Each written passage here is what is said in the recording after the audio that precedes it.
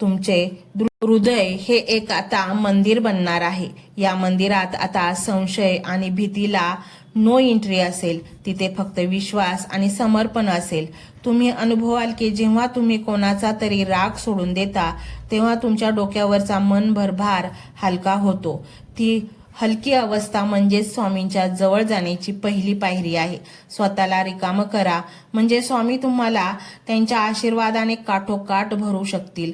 तुमच्या घराण्यात, तुमच्या कुटुंबात गेली कित्येक वर्ष किंवा पिढ्या काही ठराविक समस्या चालत आल्या आहेत का?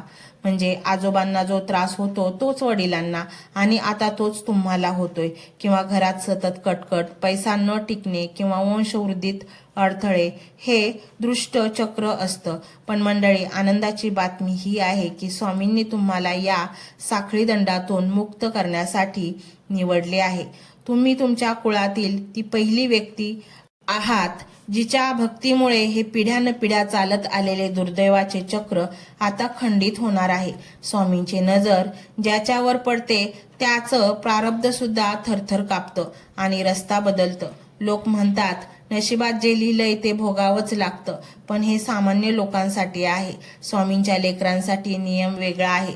स्वामींच्या भक्तांचे नशीब ब्रह्मदेव नाही तर साक्षात स्वामी समर्थ स्वतःच्या हाताने पुन्हा लिहित असतात.